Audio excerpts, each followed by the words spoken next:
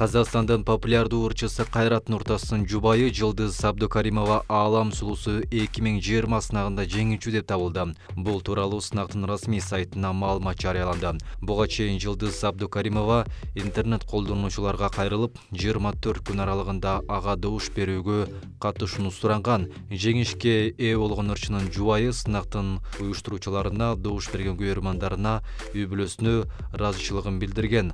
Айтымында коңшу өлкөлөрдүн жарандарындагы Жылдыз Абдукаримовага добуш беришкен. Аалам сулуусу сынагы 2007 жылдан бери өткөрүлүп келет. Алгачкы жолу Болгарияда өткөн. Сынактын негизги шарты кайсы өлкөдөн болбосун 18 жаштан 55 жашка чейинки үй бүлөлүү айым катышуусу кажет. Аталган сынак быйыл коронавирус илдетинен улам онлайн форматта өттү. Мен казакпын, боюмдагы кан казак.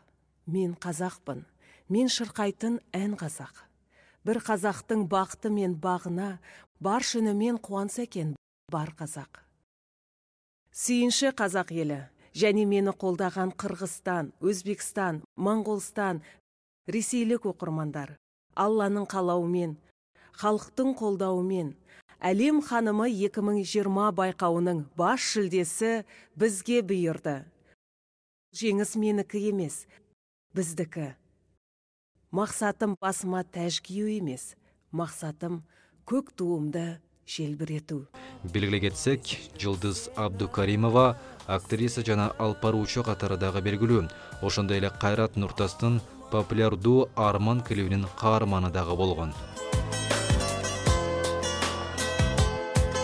Жапырагын төккен, жаныма көз жеткен, ораласың кашан.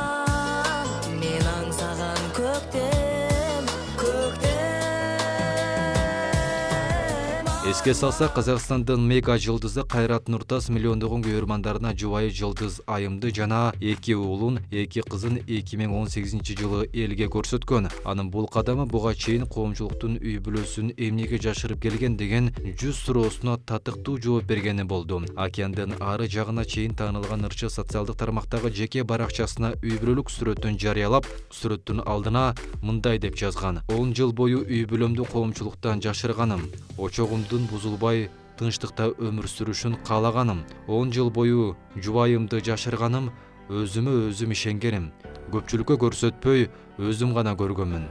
10 жыл бою балдарымды жашырганым, алар менен кымбат казынам, асылдарым. Ал эми казагым, кызыл кырман, жашыл багым, баары силер үчүн, мендеги баарды жашырбай, бүгүн силер үчүн ачылып турган чагым деп акындык өнөрүн ачкан эле. Күйөрмандары ырчага бакыт тилеп, уул балдары апасына, ал эми кыздары атасына окшош экенин айтып, билдирүү калтырышкан.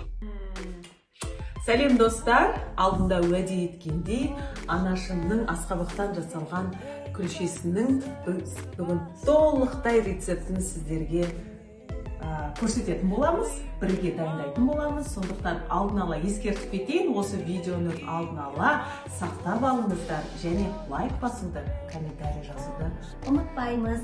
Анашымның еңбегі үшін пікір қалдырып